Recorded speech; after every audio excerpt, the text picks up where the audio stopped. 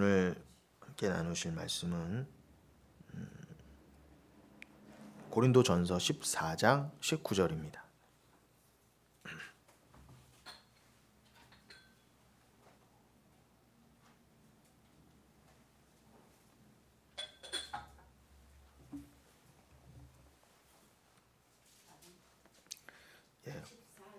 고린도전서 14장 19절입니다.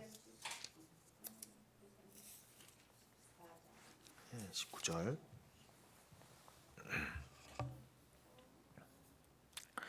자, 함께 읽으시겠습니다.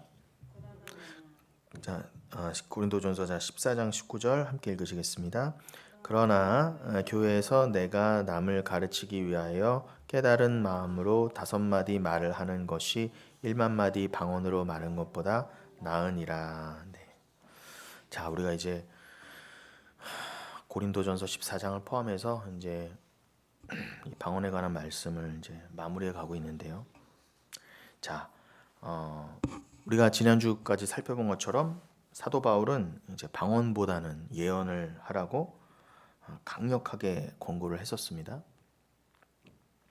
그리고 단순히 이 고린도전서 14장에서 방언을 하는 걸 금하지 말라라고 했던 거는 당시의 상황이 어땠다고요? 아직 성경이 그 계시가 완료되지 않은 때였기 때문에 하나님의 계시가 떨어지는 방법으로 사용되었던 것 중에 하나가 방언이었다는 겁니다. 그래서 부분적으로 이런저런 주의 종들에게 그 방언으로서 계시가 떨어졌을 때 그 방언이 갖고 있는 내용, 그렇죠? 하나님 나라와 주 예수 그리스도의 그 십자가, 그 주의 나라와 우리의 구원을 위한 예수님의 십자가 그 보혈을 담고 있다고 그랬어요. 그래서 창세기부터 계시록까지의 그 핵심 언약을 담고 있는 것이 바로 방언의 내용이어야 했습니다. 그 내용을 품고 있을 때만 방언이었어요. 그래서 그 방언이 이제 들리지 않는 말로 그게 계시가 떨어졌기 때문에 반드시 그것은 통역이 되어야 됐습니다. 통변이 되어야 됐어요. 그래서 곧 오시리가 오시리라 회개하라, 이 종말의 내용까지를 품고 있는 그 내용으로 통변이 되었을 때 그것은 이제 예언으로서의 기능을 가져서 어떻게 해요? 공예배 가운데에도 또 말씀 선포 가운데 그 통변된 방언의 내용이 예언으로서 이제 쫙 가르침이 전달되었던 거죠. 진리가 전달되었다는 것입니다. 그것이 바로 방언과 통변 예언, 이것을 하나로 묶는 어떤 그런 과정입니다. 그래서 그렇게 방언이 그러한 하나님의 계시를 전달하는 용도로 그렇게 쓰였었기 때문에 방언 자체를 당시에는 금하면 안 되었습니다. 그래서 금하지 말라 그랬던 거지, 그것을 오늘날 이 현대 교회에 끌고 와서 문자적으로 방언 랄랄라 뚜뚜뚜로만 방언을 이해해서, 그죠? 잘못된 방언으로 곡해해서 방언을 금하지 말라고 하지 않았느냐. 그 당시에는 당연히 계시가 전달되는 통로로서 방언은 허용됐지만 이제는 어떻게 계시가 완성이 됐잖아요. 그래서 고린도전서 14장의 표현으로는 뭐라고요? 온전한 것이 올 때에는, 그죠? 온전한 것이 올 때에는 방언은 당연히 폐하여져야 된다 그랬어요. 그럼 지금은요, 여러분, 이게 온전한 것이 임했으니까 당연히 그런 식의 이제 방언은 사라지는 게 맞아요. 여러분, 온전한 것, 원래 실체가 되는 것이 왔는데 이전에 모형이 계속 있으면 안 되잖아요. 그건 가짜잖아요, 여러분. 맞잖아요, 여러분. 아파트가 섰어요. 그러면은 분양 사무실 뭐요? 모델하우스는 더 있어야 돼요, 없어야 돼요? 없어야 돼요. 모델하우스는 하나의 모형이고 하나의 그림자였다는 겁니다. 그러니까 그것 자체로서의 의미를 갖고 있는 거예요. 근데 죄가 뭐예요, 여러분? 죄의 엄밀한 뜻은 뭡니까? 그 모형 안에, 그림자 안에 들어있는 그 진짜 메시지, 하나님이 진짜를 알려주시려고 뭔가 그림자와 모형을 가지고 가짜를 가지고 진짜를 설명해 보셨어요. 그런데 그 죄가 뭐라고요? 그 가짜 안에, 모형 안에 들어있는 하나님의 진짜 뜻, 그 메시지, 그 하나님 나라와 예수 그리스도 십자가, 이거를 알라고 율법이라는 모형, 성전이라는 모형을 주셨다가 이제는 어떻게 해요? 온전한 십자가가 서고 예수님이 죽고 부활까지 하시고 이제 계시가 다 완성됐으니까 어떻게 해요? 지금은 구약 때처럼 동물 제사도 없고 성전도 없는 것처럼, 돌로 만든 성전도 없는 것처럼, 방언도 뭐예요?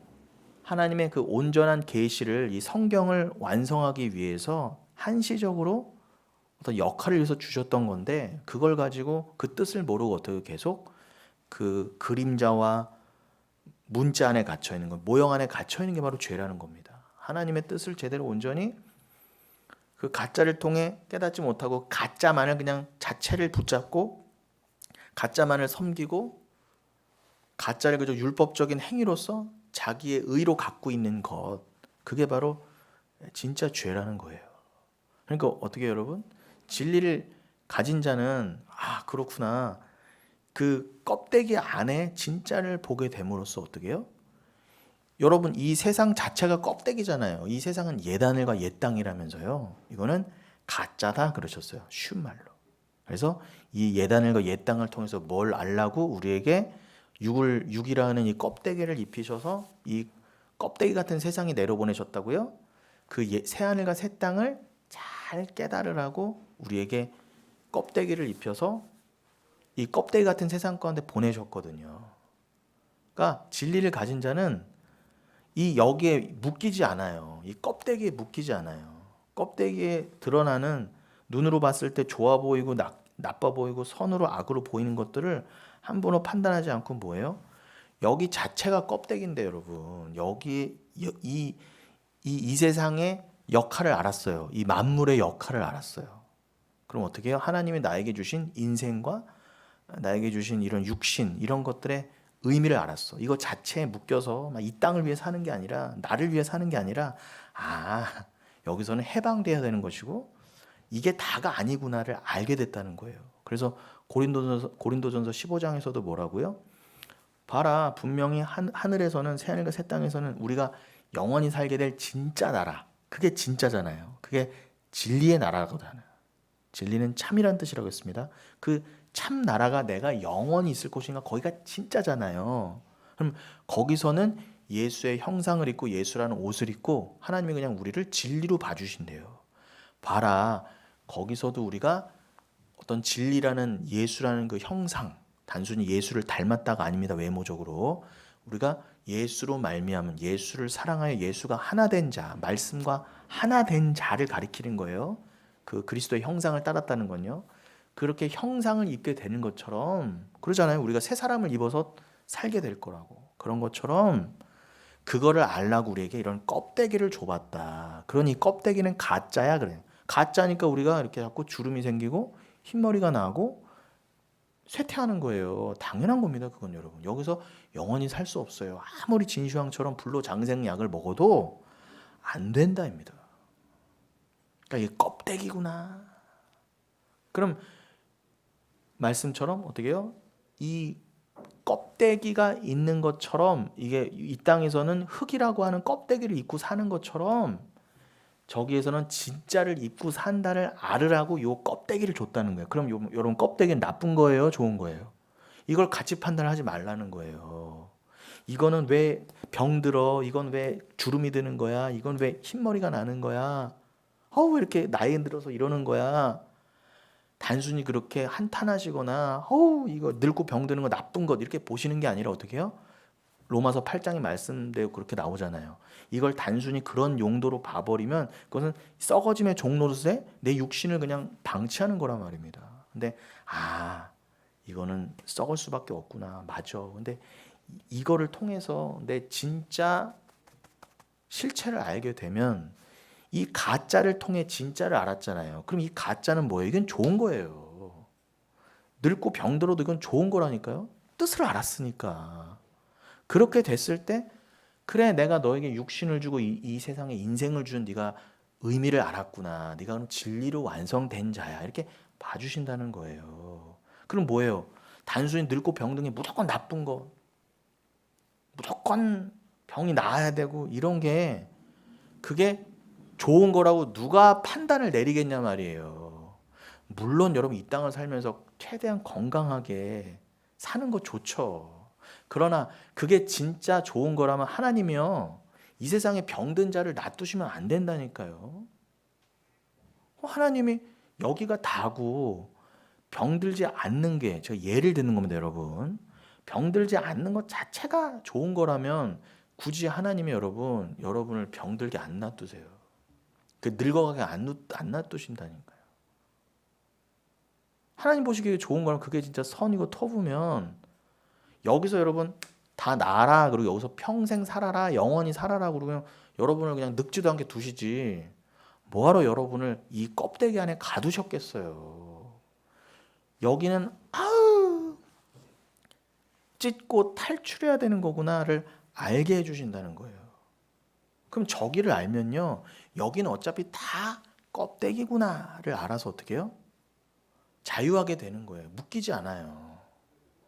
아, 내가 여기에 겉모습은 후패해 보이고 늙고 병들고 어떨 때는 가난이라는 것이 엄습할지라도, 아, 내가 이걸로 내 처지와 상황을 판단하여서 그냥 무조건 나쁜 것. 그럼 뭐야? 이미 내가 거기다 가치 판단을 뒀다는 거잖아요. 아우, 이거 왜 늙고 병들어? 나쁜 것. 이미 내가 가치 판단을 거기다 둬버렸잖아요. 근데 하나님 뭐라고 그러세요? 네가 뭔데 거기에 가치 판단을 두느냐? 너가 선악과를 따먹어서 그런 거야.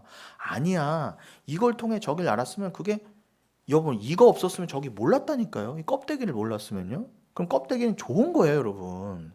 내가 악을 통해, 죄를 통해 선을 알고 그 죄를 통해 하나님을 알았어요.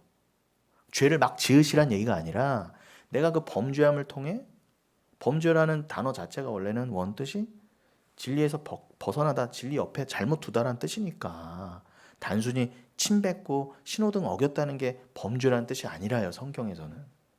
근데 내가 그 진짜 범죄함, 내가 진짜 죄인, 그 죄인의 진짜 뜻이 뭐라고요? 그래, 내가 선악과를 따먹은, 내가 주체가 돼서 하나님이 범하지 말라고 하는 그 선악과를 범했어요. 그게 이미 순종이 깨진 거잖아요. 하나님은 어떤 것만을 진짜 순종으로 여기신다고요?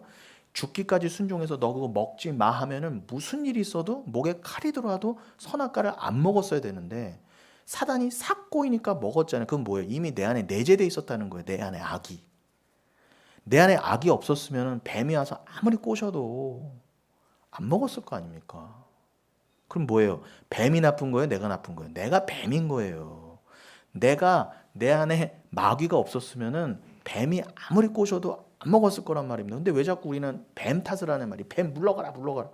내가 뱀이었다니까, 여러분. 그걸 알라는 거야, 하나님은요. 너희는 스스로 절대로 나에게 순종할 수 없는 존재야. 너희는 인간이거든. 그러니 그 인간이 어떻게 스스로 영생을 살아? 어떻게 나만을 사랑해서 영생을 살아? 니들 스스로 존재 자체가 그게 안 돼. 늙고 병들기도 하지만 영원히 여러분 말고 하나님만을 사랑하는 존재로 영생을 사실 수 있어요? 스스로 못 산다니까요. 내가 이렇게 사랑스러운데, 내가 나보다 누구를 더 사랑할 수 없는 존재인데, 그게 죄인이란 진짜 뜻이거든요. 내가 스스로 100% 온전히 순종할 수가 없어요. 마음에는 늘 뭐가 있어요? 반역의 마음이 있고, 하나님이 나한테 그저 뭐 먹을 거라도 주고 입을 거라도 주니까 순종해 보는 척하는 거지. 그게 욥의 시험이었잖아요. 내가 스스로 절대로 하나님을, 나를 다 비워내면서까지 나보다 더 하나님을 사랑해요, 나를 그냥 온전히 장악해 주세요 스스로 할 수 있는 인간은 없다요. 그게 로마서 3장 10절이네, 23절. 의인 없나니 하나도 없다. 너희들은 다 죄인이어서 하나님의 영광 이를 자가 아무도 없다 그러시잖아요. 다 스스로 하나님이 돼서 내가 신이다, 내가 다 교주가 됐잖아요. 말 그대로요. 정명석 이런 사람들만 욕할 게 아니라 내가 나라고 하는 종교에 다 교주가 됐어요. 전봉준교, 권사님 교회 다 교주가 되어 있단 말입니다. 그래서 우린 다 그 죄로 죽을 수밖에 없었는데, 누군가는 하나님이 예수를 보내셔서 어떻게 해요? 나를 다 비워내는 그 자기 부인 가운데 성령이 내 안을 장악하셔서 너를 사랑하면 안 돼. 너는 스스로 하나님을 사랑할 수 없잖아. 네가 온전히 하나님을 사랑해서 100% 순종을 해야 하나님은 거기에 집어넣어 주신다는데. 영생 무궁토록 나에게 절대 반기 안 들고 선악과를 아무리 갖다 줘도 안 따먹을 자만 천국에 들여보내시겠다는데 너희 스스로 그렇게 할 수 있는 자가 아무도 없잖아. 누가 스스로 천국문 두드리고 나 하나님만을 스스로 사랑할 수 있어요. 그럴 자가 아무도 없어. 이미 육신을 또 입고 있잖아. 우리가 육신을 벗어던지고 여러분 로켓 우주선 타고 아무리 하늘로 올라가도 천국 못 가듯이 완벽한 불가능이라는 거 여기 갇혀 있다는 거예요. 육에 갇혀 있지. 여기 안에 갇혀 있어요. 탈출할 수 있는 방법이 전혀 없다. 그래서 예수 그리스도가 요한복음 3장 13절 시간과 공간을 뚫고 우리에게 그 인자가 내려오셔서 우리를 품어 안고 우리를 진리로 하나로 만들어서 쫙 시공간을 다시 뚫고 우리를 절리 데려가 주셔야 되는 거예요. 그러면 우리가 한탄하게 되잖아요. 내가 지금 믿음이 들어왔어요. 그럼 한탄하게 되잖아요. 맞아요, 주님. 나 얼른 주와 영원히 하나 되는 게 너무 소망돼요. 내가 여기서 늙고 병들고 여기서 이런 여러 가지 말도 안 되는 상황들 그런 중에도 내가 믿음을 갖고 산다고 하면서도 맨날 넘어지면서 나보다 하나님을 더 사랑하지 못하는 나를 보잖아요. 뭘 좀 신앙생활 한다고 해도 나를 위해서 하고 내 영광, 내 의가 더 높아지잖아요. 그런 보면서 너무 이게 자괴감이 안 드세요? 야, 내가 이렇게 이런 존재밖에 안 되는구나. 나는 스스로 절대 하나님을 사랑할 수 없구나. 나보다 더. 그래서 예수가 오실 수밖에 없었구나. 나는 그저 죄인으로 드러나서 예수님이 그저 그 피로 싹 덮어주셔서 그냥 나를 온전히 하나님을 사랑할 수 있는 자로 그냥 만들어 주셔야 되는구나. 나로서는 안 되는구나. 반드시 하나님의 은혜가 필요하구나. 그럼 자기 부인이 되잖아요. 나로서는 구원이 안 돼요. 나로서는 절대 스스로 사랑할 수 없어요. 맞아요. 그래서 난 죄인이에요. 그러니 주님, 날 은혜로 충만하게 해주세요. 그게 성령 충만이에요. 그 마음이요. 랄랄라 뚜뚜뚜가 아니라요, 여러분. 실컷 랄랄랄랄라 뚜뚜뚜 많이 해봐야 뭐예요. 자기 사랑이 넘쳐나고 자기 자랑이 넘쳐나면 그건 진짜 성령 충만이 아니란 거예요. 그 가짜를 다 분별하다가 우리가 내내 살펴본 고린도전서 13장 14장 이런 말씀들이에요. 제가 그저께인가요? 밤에 문득 자다가 깼는데 일어나서 펑펑 울었어요. 제가 갑자기 눈물이 그냥 백엔잎이 마를 정도로 울 때가 있어요. 누워서 가끔. 네, 그저께 밤이 그런 날이었어요. 왜 그랬느냐? 저의 그 눈물을 마음껏 쏟아내게 하시는 그 이유가 뭐냐면 저도 인간인데 아무리 여기서 목사를 하고 진리를 알고 있다고 진리를 향해 간다 하지만 저도 육을 입고 있고 삶을 살고 있기 때문에 때로는 힘들 때가 있고 뭐예요? 저의 연약함이 보이고 그런가 동시에 저도 외람 때지만 저도 이제 내일 모레면 이제 뭐 40대 이제 중반을 넘어가고 있잖아요. 그러니까 저의 그냥 아주 젊었을 때 뭐 20, 30대 이럴 때 저의 가장 어떤 아름다웠던 때 저의 전성기라고 할 수 있을 때 권사님들도 그런 시기를 다 거쳐오셨지만 그런 것들을 뭐 이렇게 생각이 될 때가 있고 하다못해 사진이라도 보고 나면은 옛날 생각이 날 수도 있고 또 대부분이 힘든 삶이지만 정말 이때는 행복했다 이때는 참 좋았다 한 때가 있잖아요. 하다못해 뭐 예전에 우리가 젊었을 때 우리가 뭐 오빠 하고 좋아했던 그런 연예인들이 이렇게 예쁘고 건강하고 그랬다가 시간이 지나면은 아이고 내가 좋아했던 조용필 오빠가 이렇게 이렇게 됐구나. 참 세월이 무상하구나. 이렇게 헛되고 이렇게 참 허하구나. 이런 거 느끼실 때가 있어요, 없어요? 있잖아요. 언제 이렇게 세월이 지났지? 나의 이런 아름답던 모습은 누가 다 갖고 갔지? 나의 이런 매끈했던 피부와 나의 풍성했던 머리털은 누가 갖고 갔지?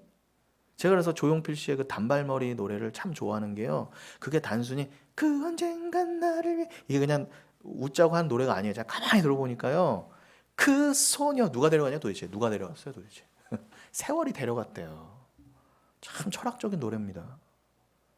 그 20대 때 그 언젠간 나를 위해 꽃다발을 전해주던 그 단발머리에 그 풀잎 같은 이슬에 맺힌 풀잎척 같은 머리를 한 그 아름다운 소녀가 상징하는 뭐예요? 나의 아름답던 시절, 빛나던 시절, 그 소녀 데려간 세월이 미워라. 여러분, 저 목사가 왜 저기서 유행가를 부르나 그러지 마시고 진리를 알면요 모든 게 은혜로 다가온다니까요. 뭐예요? 세월의 무상함을 말하잖아요. 조용필 씨는 제가 보면 철학자입니다. 사상가예요. 근데 뭐예요? 답을 못 얻었어요. 그 사상가들도. 우리는 답을 알잖아요. 답을 알았잖아요. 우리가 왜 후패예요? 그 소녀 어디 갔어요, 여러분? 여러분들도 예전에 20, 30대 우리 권사님들 제가 가끔 젊으실 때 사진 보면요, 진짜 다 미스 코리아셔, 우리 권사님들. 그 소녀 다 누가 데려갔어요? 하나님이 데려간 거예요. 왜요? 여기는 후패함을 알아? 진짜를 알라고요. 그러면 우리를 위로할 수 있는 유일한 길은요, 진리밖에 없어요. 제가 생각해 봤을 때 저의 이 성격과 저를 제가 알잖아요. 그럼 제가 만약에 예수를 몰랐다면 전 불과 이제 40대 중반밖에 안 됐지만 내 20, 30대 어디 갔어? 너무 안타까워. 이 세월이 왜 이렇게 공허한 거야? 왜 이렇게 시간이 빠른 거야? 나의 젊음은 도대체 어디로 간 거야? 왜 이렇게 인생이 무상하지? 공허하지? 왜 열심히 살고 바쁘게 사는 거 채워봐도 이건 자꾸 헛된 것처럼 느껴지고 채워지지가 않지? 그리고 절망했을 거예요. 정말로요. 너무너무 나락으로 떨어졌을 거예요. 그런데 그럴수록 눈물이 주르륵 나더라고요. 복합적인 거죠. 이 인생의 무상함과 동시에 그래 내가 예수를 몰랐다면 어찌할 뻔했는가 도대체. 이 흘러가는 시간 속에 세월 속에 나를 그냥 놓을 수도 있었구나. 너무 속상하고 억울하고 뭐 그렇게 억울할 것도 없지만 뭐예요? 다른 사람들 우린 늘 상대적인 겁니다, 여러분. 억울한 거는 우리가 다 왜 그렇게 속상하고 남을 그렇게 자꾸 불평불만하고 남을 시기하고 그래요. 질투하고 다 상대적이어서 그래요. 다 먹고 살만하다고 해도 뭐래요? 왜 나는 저 사람처럼 살면 안 돼? 나도 남처럼 좀 살아봐야 되는 거 아니한가라는 마음이 늘 있기 때문에 늘 욕심과 탐욕이 많은 인간은요 늘 불평인 거예요. 그래서요 늘 부족한 거예요. 채울 수 없어요, 여러분. 절대로요. 우주를 다 갖다 줘도 안 된다니까요. 내가 하나님처럼 됐는데 하나님이고 싶은 자가 무슨 만족이 있겠습니까? 그런데 그 말씀이 뭐길래 그 사랑을 나로 향하는 그 사랑을 버리고 끊어내고 주를 향한 사랑으로 돌려야 되는구나. 이건 내가 안 되는구나. 주를 향한 사랑을 돌리시기 위해서 주가 오셨고 성령이 오셨구나. 그리고 주를 향한 사랑을 돌렸을 때 내 입을 넓게 열어라. 그 사랑은 내가 무조건 다 채워줄게. 하나님께 채워주시는구나. 그 사랑으로 난 영생까지도 얻고 영생을 사는구나. 그때는 더 이상 뭐 아프고 힘들고 늙고 병들고 눈물 이런 거 없구나. 나 거기가 너무 소망되는구나. 간절해지잖아요. 주님은 그걸 원하시는 거예요. 그게 선이에요, 여러분. 그게 우리의 연약함을 벗어던질 수 있는 유일한 길입니다. 성경은 그것만을 얘기하고 있어요. 그런데 봐라, 이거 다 껍데기다. 성경조차도 이거는 문자에 갇힌 이거 자체는 뭐예요? 몇만 원짜리 이런 인쇄물에 갇힌 껍데기예요, 말씀은. 근데 이거를요 껍데기로 전하면 그저 해라 하지 마라 율법으로 전하고, 아니 예수님이 그 모든 율법의 행위에서 우리를 자유케 해주시기 오셨다는데 그 진리는 전하지 않고, 사도 바울도 골로새서 2장 16절 17절 같은 데서는 누구도 너희로 하여금 이전의 율법의 행위로 폄하하지 못하게 하라. 오늘날로 치면 쉽게 말하면 당신 왜 이거 안 해 저거 안 해, 교회 안에서도 난무하는 그 정죄에서 우리를 온전히 해방시켜 주시려고 이제 하나님께서 우리에게 원하시는 종노릇은 그런 율법의 종노릇, 마귀의 종노릇을, 죄의 종노릇에서 끊어내고 늘 불안하고 내가 뭘 늘 해야 될 것 같고 하나님이 나를 아우 날 구원 안 시켜주시면 어떡하지 이런 두려움에서 근본적으로 해결돼서 그냥 하나님의 사람이 너무 믿어져서 이제 자유함 가운데 그러나 방종하지 않아요. 뭐에 묶여요 이제는. 사도 바울의 표현으로 하면 이제는 사랑으로 피차 종노릇하라 그러잖아요. 교회를 왜 묶어주셨다고요? 사랑으로 피차 사랑으로만 종노릇하는 게 뭔지를 알으라. 저기를 알라고. 서로 그래서 어떤 빚도 지지 말라. 사랑의 빚만 지라. 예수라는 빚만 지라는 거예요 여러분. 내가 값없이 예수를 받았으니 그 예수만 전하라는 거예요. 그 예수로만 묶이면요 자유하잖아요. 이게 이미 가짜고 껍데기를 알았는데 껍데기를 가지고 누가 누구를 판단하고 정죄해요. 당신 왜 아파? 당신 왜 가난해? 이런 말이 어떻게 있을 수 있어요 여러분. 말도 안 되는 거예요 진짜로요. 설사 그 사람이 자신의 연약함으로 아플 수 있고 가난할 수도 있죠. 그러나 하나님이 그 사람을 정말 사랑하는 거라면 그 사람의 아픔과 가난을 통해서 어떻게 해요?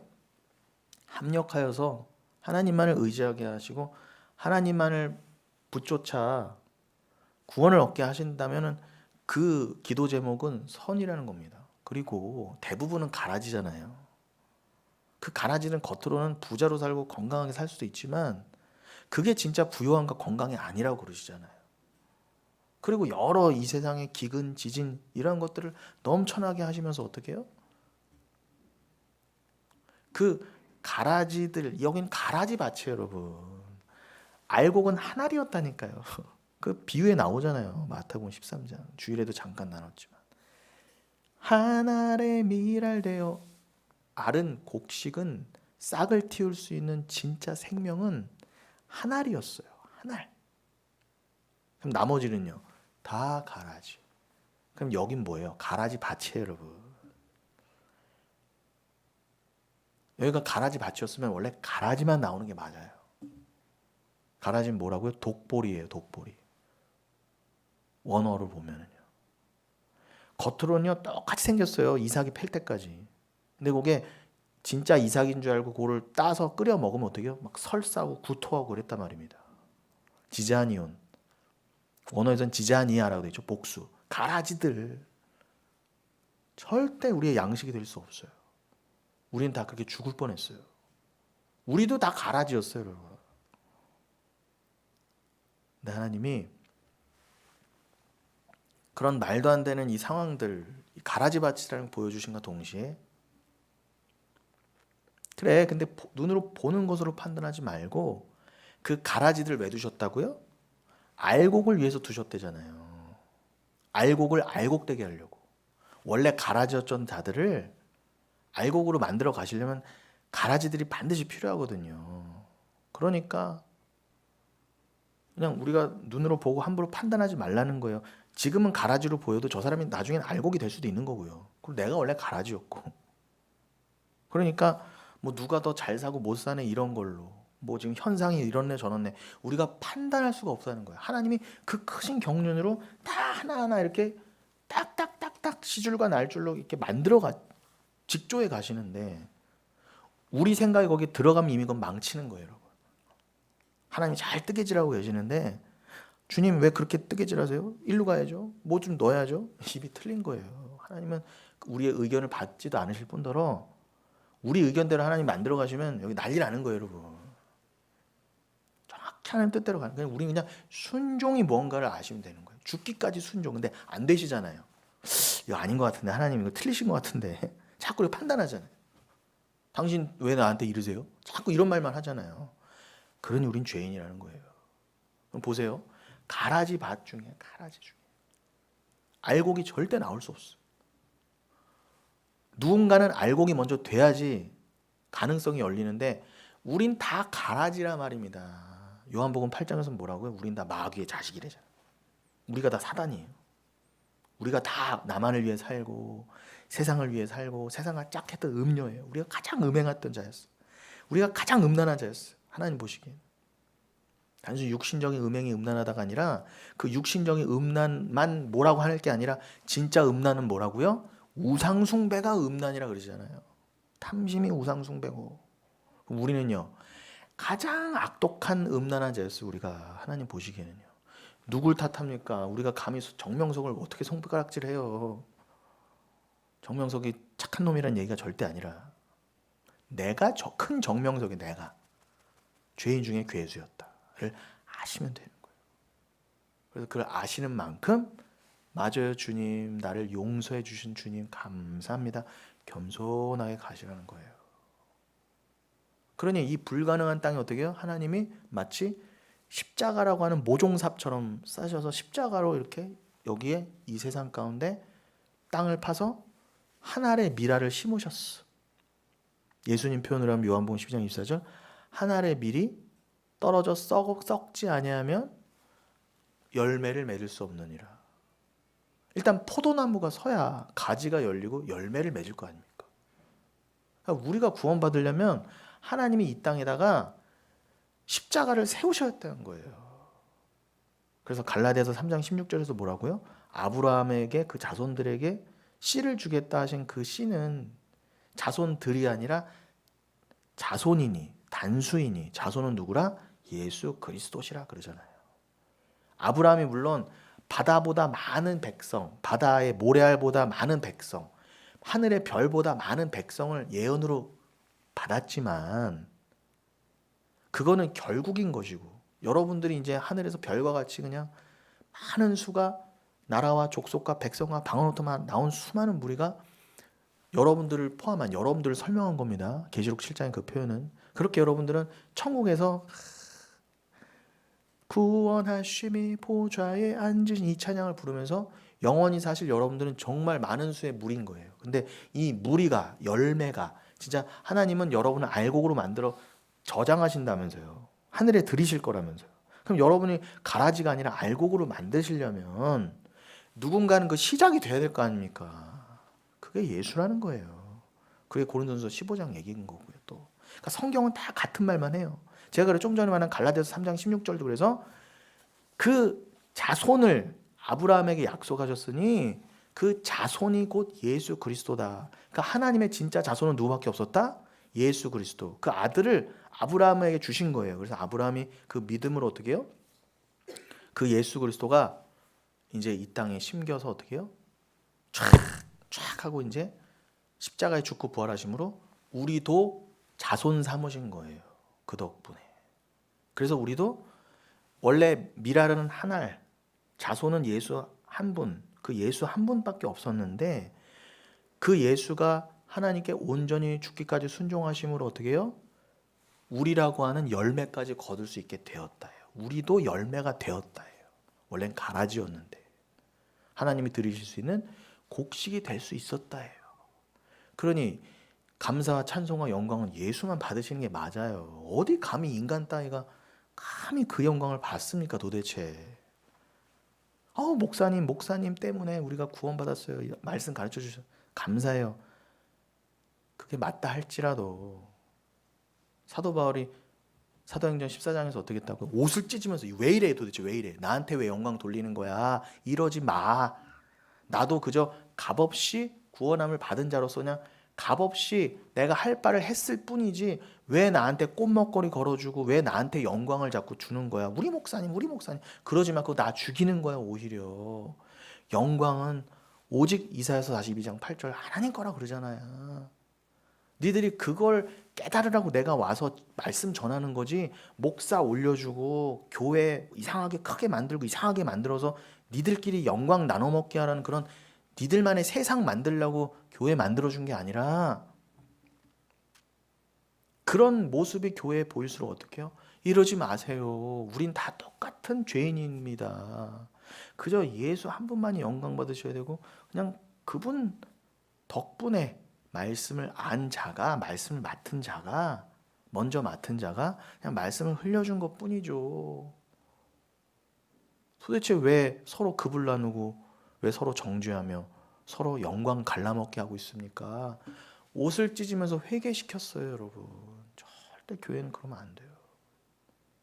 오히려 하나님의 영광이 나에게 왔을 때 이건 도둑질이야 하고 그냥 팍 거절하고 물리쳐야지 맞아요. 이건 아닙니다. 우리는 그런 모습으로 가야 돼요. 그게 자기 부인 아니에요, 여러분. 그게 자기 부인이잖아요. 제가 말씀드린 자기 부인은 그거예요. 쉽게 말하면 하나님의 영광의 노터치. 손대지 마. 손대면 안 돼요. 그래서 아나니아 삽비라도 바로 죽은 거예요. 성령을 모독했기 때문에. 그래서 여러분, 그러니까 요렇게 요 껍데기, 여러분 제가 오늘 굉장히 중요한 말씀 드렸습니다. 근데 어차피 이 얘기는 나눠줘야 돼요. 그래서 방언도 이 틀 안에서 나눠져야 되고 모든 말씀이 이 틀 안에서 나눠져야 되기 때문에 오늘 제가 기초 작업을 해드린 거예요. 굉장히 중요한 말씀 드렸는데, 그런 여러분, 거짓 선지자가 누구예요? 이걸 껍데기로 전하는 자예요. 껍데기로. 해라, 하지 마라, 해면 복 받는다, 나처럼 해라, 나처럼만 해봐, 나처럼 몇 시간 기도하고 어떻게 하고 몇 명 전도하고 해봐, 복 받을 거야 이 땅에서. 죄송하지만 제가 정말 절제해서 표현할게요. 다 가짜예요, 여러분. 무당입니다. 진짜 없어요, 그런 인간치고.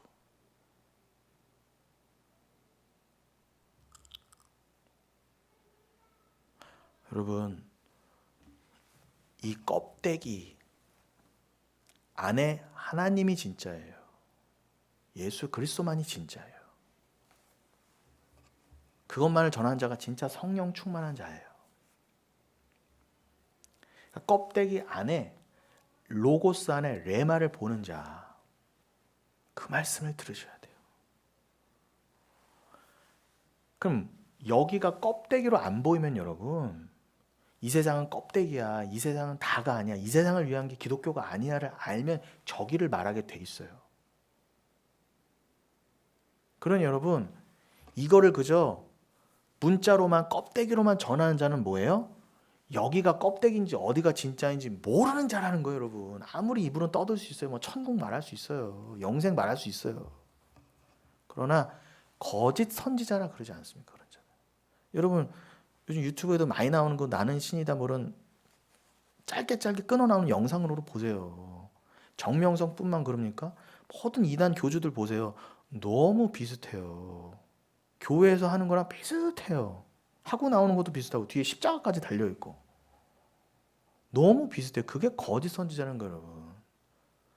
물론 여러분, 진리의 반대, 대적자, 안티크라이스트, 적그리스도는 그 뜻이기도 하지만 진짜 뜻은 뭐예요? 적그리스도는, 거짓 선지자는 교묘하게 흉내내는 자예요. 교묘하게 흉내내는 자. 그게 진짜 거짓 선지자의 뜻이에요. 그래서 어떻게 해요? 계시록 13장 18절 666이 나오잖아요. 지혜 있는 자는 보라. 지들이 아무리 날고 겨도 666의 세력이라는 거예요. 사단이 권세를 주요. 성부 역할을 하죠. 바다에서 올라오는 짐승에게 권세를 줍니다. 그럼 바다에서 올라오는 짐승은 성자 역할을 해요. 그래서 땅에서 올라오는 짐승에게 권세를 나눠줍니다. 그럼 땅에서 올라오는 짐승은 성령 역할을 하는 거예요. 패러디죠, 패러디. 흉내내는 거예요. 666은 누굴 흉내낸다? 777에 삼위일체 하나님을 흉내내는 거예요. 7은 완전수, 하나님의 숫자. 6은요. 아무리 날고 겨도 6은 7이 못 돼요. 아무리 비슷하게 꾸며내도 어떻게 해요? 그들은 메시아가 될 수 없어요. 근데 자기를 자꾸 메시아라고 이렇게 막 할렐루야 이러면서 흉내 다 내면서 기적도 막 보여주고 막 이러니까 다 속아 넘어가는 거예요. 근데 그 짓을 여기 써붙인 이마에 제이메스라 써붙인 인간들만 이단짓합니까? 제가 보기엔요, 교묘한 이단이 더 무서워요. 드러낸 이단보다. 가만히 보세요, 그 틀로요. 666은 어디 들어와 있다? 교회에 들어와 있어요. 절에 안 가 있어요. 이슬람 사원에 안 들어가 있고, 666은 뭐예요? 어디 들어와 있다? 교회 안에 들어와 있어요. 가라지로 들어와 있다니까요. 근데 그걸 다 하나님 어떻게 해요? 신뢰고 허락하셨다요. 허용하셨다. 가라지를 뿌리는 걸 예수님이 그러시잖아요. 신뢰고 허용하라. 이게 가만 놔두라가요. 그 뜻이 원래 허용해라, 용납해라 그 뜻이에요. 두라예요. 누굴 위해서? 여러분들 위해서.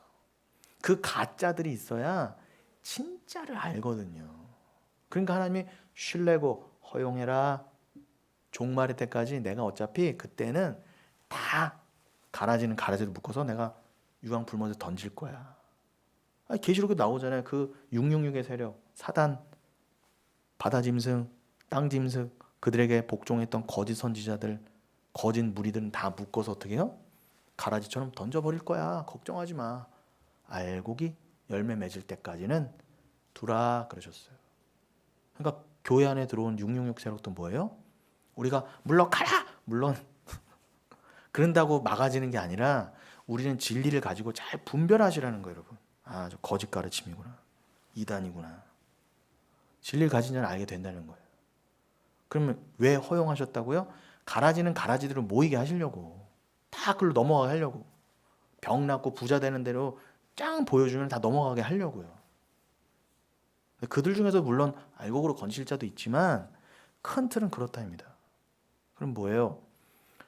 그 777을 흉내내기 위한 666은요 어디 안 가요. 그대로 흉내내고 있기 때문에 다 교회에 있다면 교회에 있단 말입니다. 그러니 여러분 그것을 잘 기억하셔서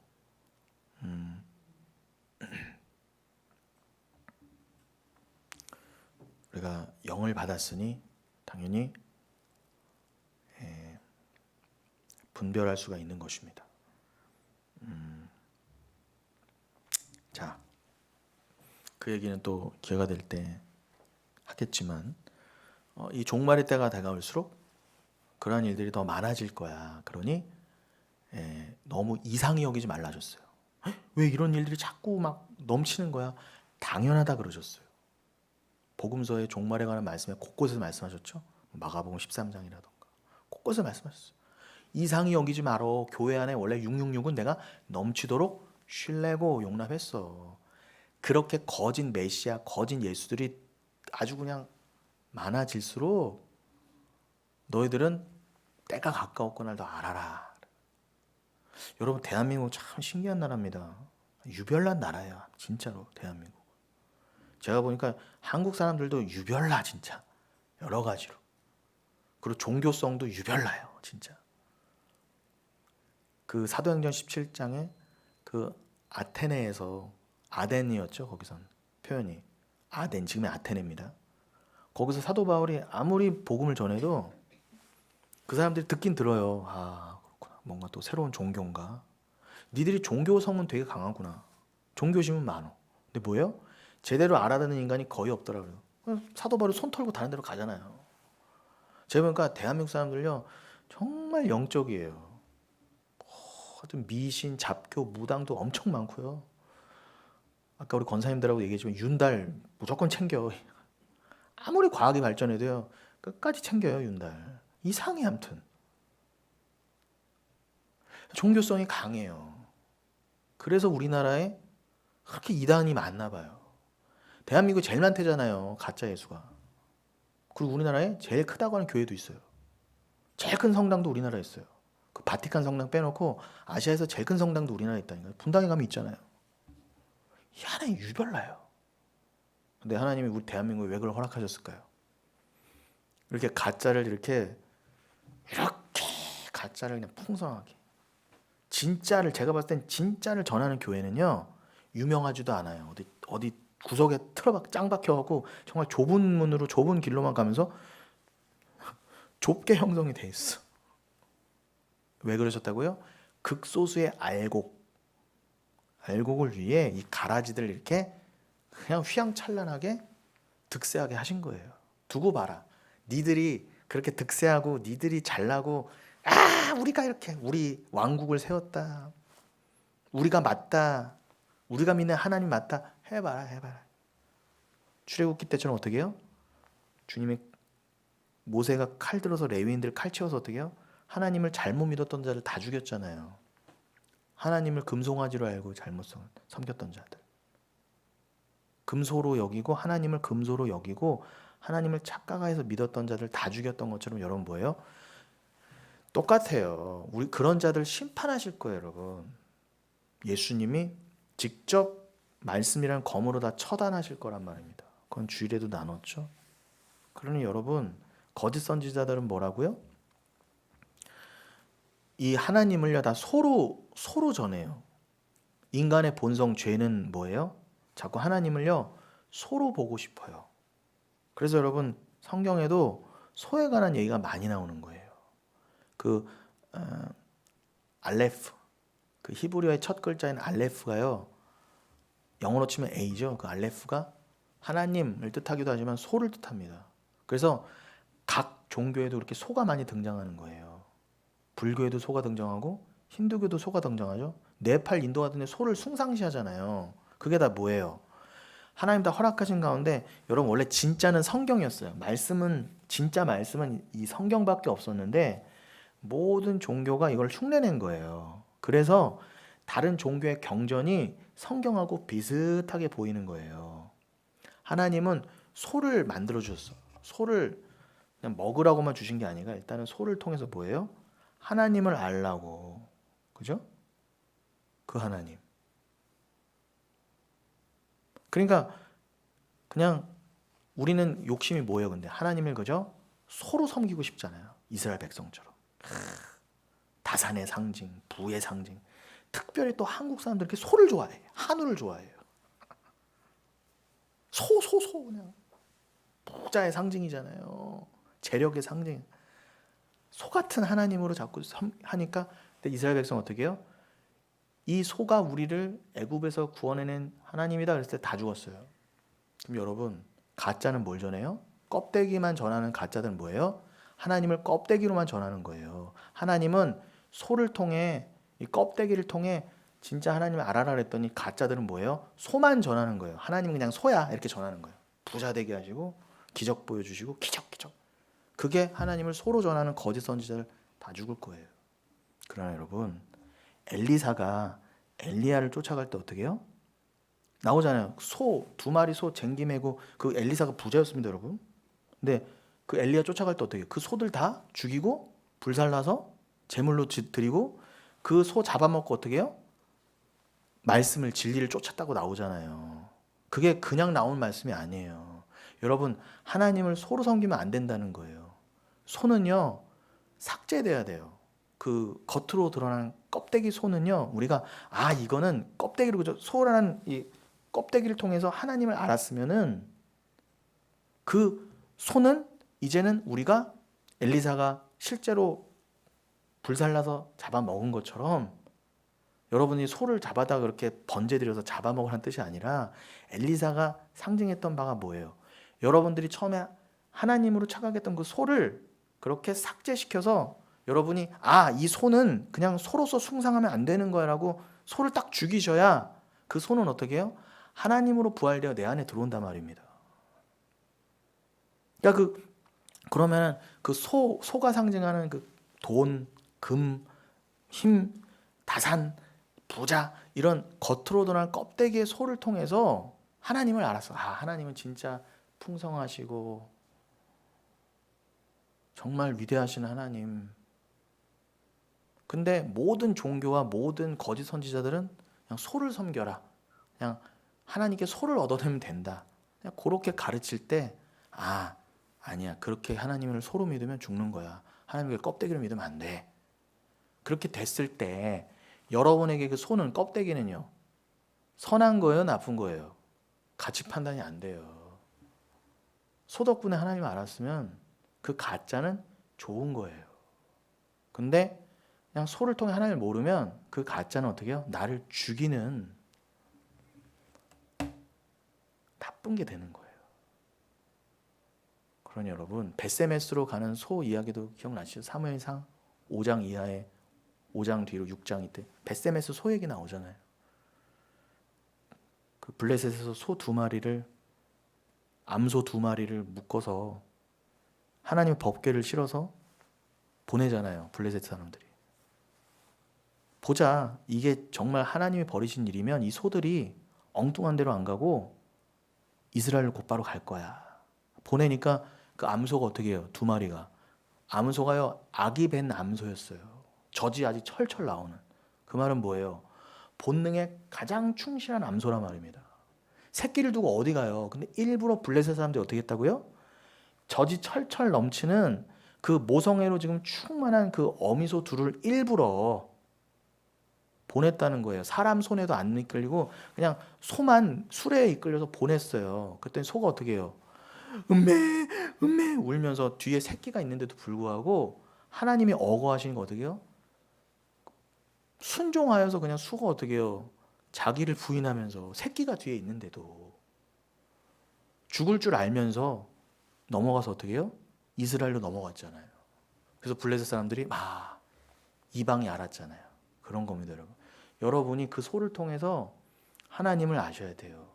이사야서 1장 3절 소도 자기 주인을 알고, 그죠? 다 모든 동물들이 주인을 알아보는데, 자, 요 말씀만 하고 마치겠습니다.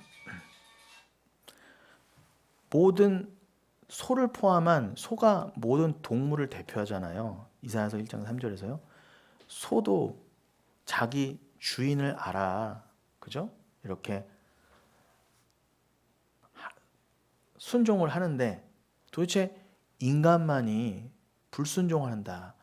너희만이 죄인이다라는 걸 너희 인간이 진짜 죄인이라는 걸 보여주시는 거예요. 왜요? 인간만이 아니 소도 그렇게 뒤에 새끼를 놔두고도 울면서 순종하면서 가는데 인간은 꼭 어떻게 해요? 하나님이 순종을 하면 다 어거집히는 거예요. 다 내 뜻이 있거든요. 내 삶이 있거든요. 이러는 거예요. 그러니까 니들은 거봐 안 돼, 안 돼. 내가 그냥 붙들어 메어서 천국으로 이끌어야 돼. 이걸 알려주시는 거예요. 그러니까 그 벳셈에서 소가 어떻게 해요? 딱 이스라엘로 넘어오니까 이스라엘 사람들이 그 소를 잡아다가 번제드리고 잡아먹잖아요. 그렇게 소가 죽었던 것처럼 우리가 하나님이신 소, 진짜 그 소가 두 마리잖아요. 그럼 한 마리는 누구? 하나님. 한 마리는 누구? 우리예요. 교회. 신랑 신부 묶여서 같이 가는 거예요. 그래서 어떻게 해요? 신랑이 죽고 그래서 예수 그리스도 십자가에서 죽으신 거예요. 잘 이해되시죠, 여러분? 다시 한번요. 벳세메스로 가는 소 두 마리가 뭐라고요? 한 마리는 하나님, 한 마리는 나예요. 그 멍에로 함께 묶인 거예요. 멍에로 묶였다고요. 한 결의로. 절대 같은 방향으로만 가야 돼요. 근데 두 마리 다 죽었죠? 예수가 하나님이신 예수가 오셔서 우리를 신부로 묶어 데려가신 거예요. 어디로요? 죽으러. 어디로요? 십자가로. 내 멍에는 십자가다. 그래서 골고다에서 죽여버리시는 겁니다. 같이 죽자. 예수의 그 죽으심에 우리를 붙여버리신 거예요. 그래서 뭐만 남아요? 그 두 마리 소가 뭘 이끌었어요? 법궤, 말씀을 이끌었잖아요. 말씀만 남는 거예요. 여러분 이게 너무 위대하지 않습니까? 뜻이요. 여러분은 그렇게 하나님이 죽으심에 그 죽으심에 여러분의 순종으로 자기 분으로 함께 묶여 죽어 이 멍에만이 쉽고 가볍다. 사랑으로 이제 이 멍에가 너무 감사한 것이 되어서 여러분에게 말씀만이 남고 이제 여러분이 말씀만을 전하는 자가 되어야 되는 거예요. 그게 진리 안에서 자유한 자입니다. 그래서 꼭 깨달으시고 진정한 자유한 가운데 영혼교회에서 풍성한 은혜 가운데 신앙생활을 잘 그렇게 이어가시는 저 여러분 되시기를 예수님의 이름으로 축원드리겠습니다. 네.